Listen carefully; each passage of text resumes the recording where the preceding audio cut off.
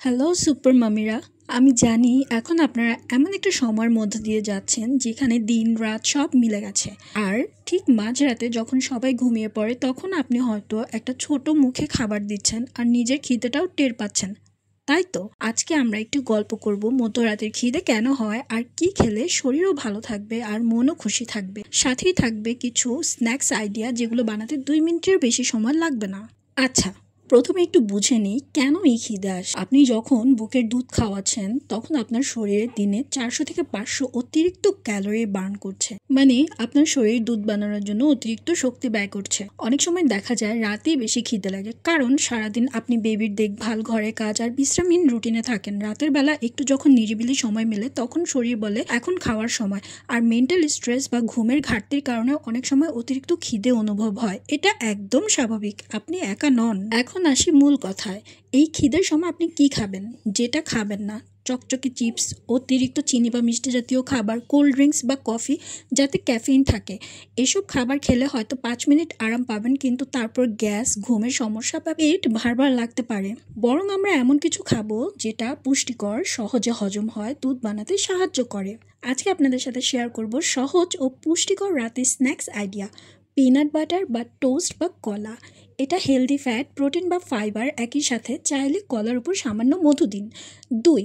Oats বানিয়ে নেন instantly. আপনি সেদ্ধ ডিম বা টুকরো শশা খেতে পারেন, ডিমে আছে প্রোটিন আর শশা আর শরীর ঠান্ডা রাখে।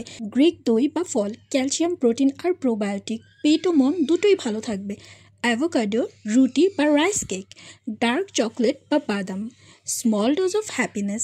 ফ্রোজেন বেরি বা আঙুর, একেবারে ন্যাচারাল মিষ্টি, ঠান্ডা ও রিফ্রেশিং।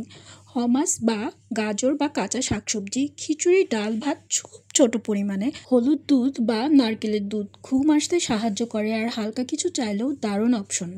আচ্ছা, এখন আসি, খাবার যেমন দরকার তেমনি দরকার পানি।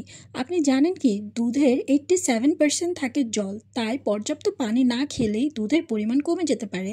তাই পানির বোতল পাশেই রাখুন। চাইলে আপনি নিতে পারেন নারকেল পানি, হালকা গরম জিরা জল বা 1 cup caffeine free herbal tea. আমি নিজেও মাঝে মাঝে রাত 3টায় উঠে পিনাট বাটার খাই বা একটু ওটস বানিয়ে নিই।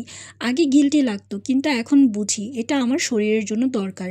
আপনিও যদি নিজের যত্ন নেন তবে আপনার বাচ্চার জন্য আরও শক্তিশালী মা হবেন। সুতরাং খিদে পেলে শুনুন শরীরের কথা, তবে জাঙ্ক না, স্মার্ট চয়েস করুন। তো এই ছিল আজকের মা বান্ধবী আড্ডা। মধ্যরাতের খিদে মানে কোনো ভুল না, বরং এক সুযোগ নিজের শরীরের যত্ন নেওয়ার। ভিডিওটা ভালো লাগলে লাইক দিন, অন্য মায়েদের সাথে শেয়ার করুন আর সাবস্ক্রাইব করতে ভুলবেন না, কারণ আমরা মায়েরা একে অপরের পাশাপাশি আছি। শুভরাত্রি মায়েরা, তুমি দারুণ করছো। So, you are best example for you and others, mom.